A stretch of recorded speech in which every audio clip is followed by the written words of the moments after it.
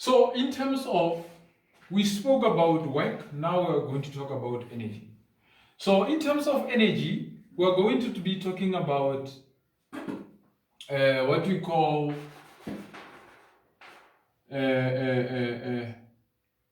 mechanical.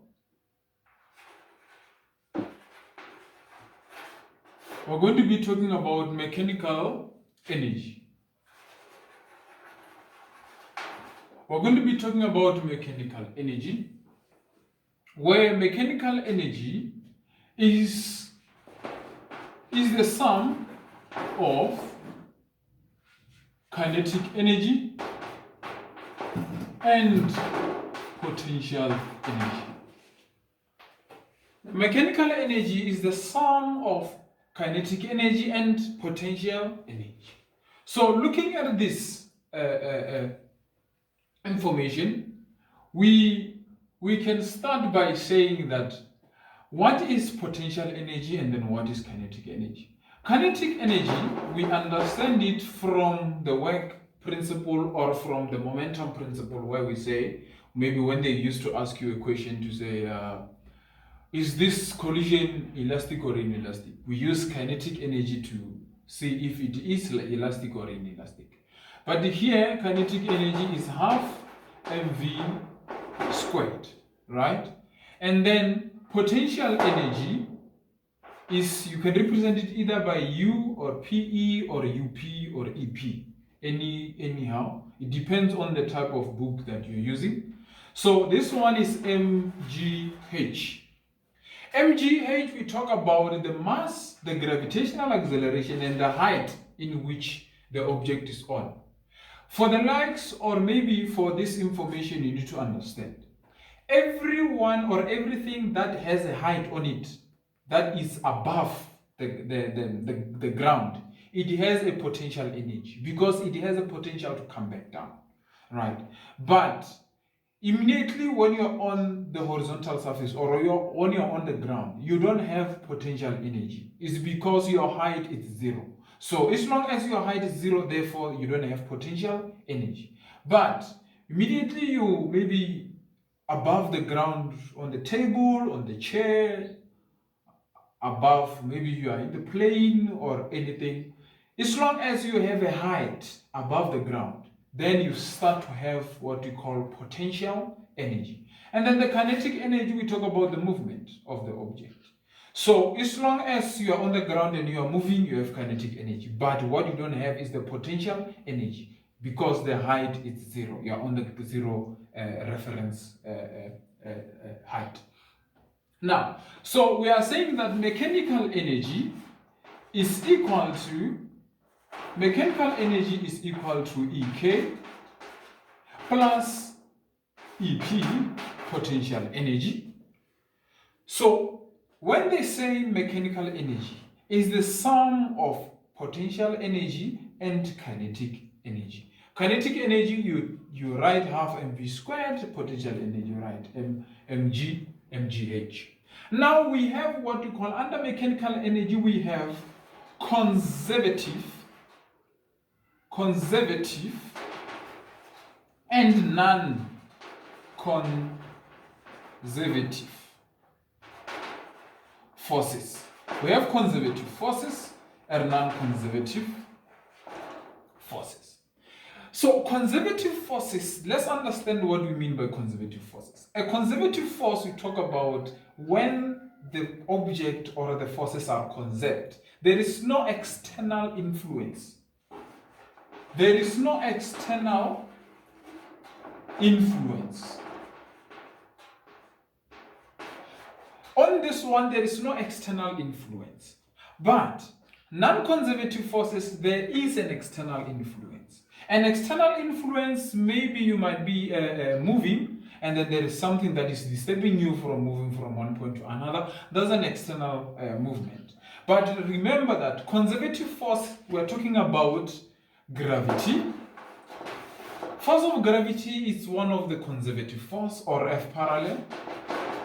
F parallel is one of the conservative force. Either way, either how, whether you like it or not, you are going to experience it. right?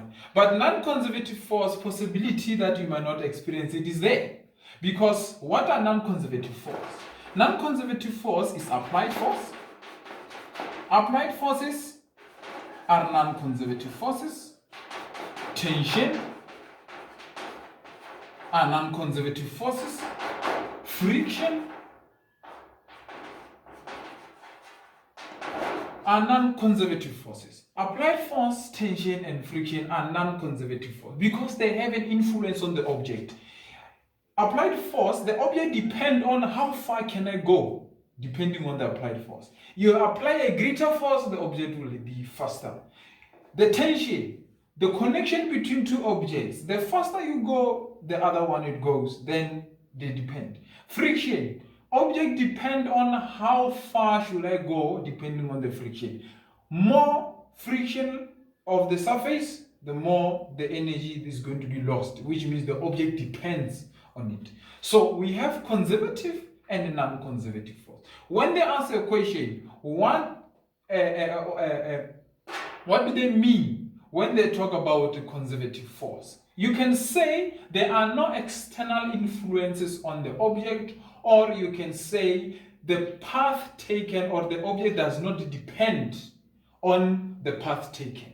Meaning we can say the force is independent to the path taken. And then regarding non-conservative force, we say the object depends on the path taken. Or maybe you can say there are external influence. There is an external influence on the object. So now we talk about non-conservative and conservative. Now, when we talk about conservative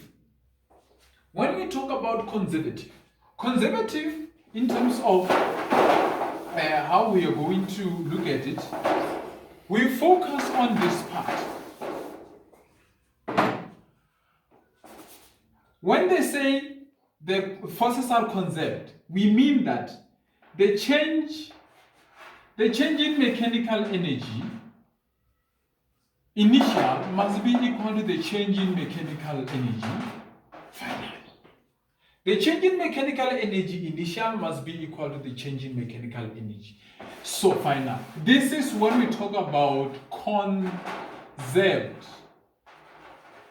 When the energy is conserved or when the forces are conserved, right?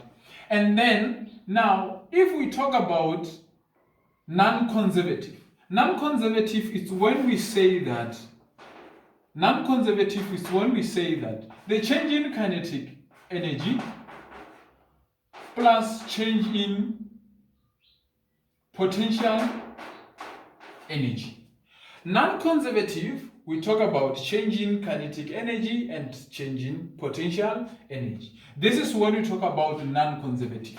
What is this non-conservative? Non-conservative it can be either of these. For example, they ask you, calculate the work done by non-conservative.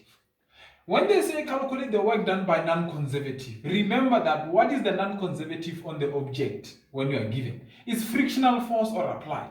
But most of the time, our non-conservative, we focus on it as frictional force. So when they ask you calculate non-conservative, you can write non-conservative. This is the same as frictional force. This is the same as frictional force. You calculate change in kinetic energy plus change in potential energy. And then you calculate this interpretation. But remember that conservative forces, meaning where there are no external forces or influences in there, right? And then non-conservative, there is external influence. What are those external influence? Applied, tension, friction. And then conservative, we just have conservative ones. We talk about weight or F parallel. That's the story of mechanical energy and potential energy. So you only have potential energy as long as you are above the ground, and then when you're on the surface, you don't have potential energy. So this is how we calculate this. But there is something that is very important that I need you to look at also. Here we have what you call work done by parallel. Work done by a parallel is Fg parallel delta x cos of theta. It's the same thing as what is happening in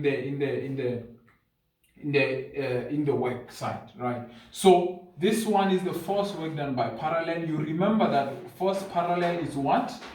Force parallel is mg sine of the angle, right? So as long as it's Fg sine of the angle, then wherever you see this, you place it here, and then the distance is still there, the cos. This one is the direction. Is it going the same direction with the object or not? If it is, it's 0. If it's not, it's 108.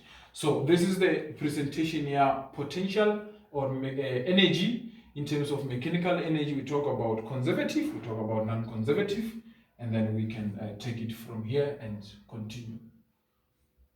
Cut.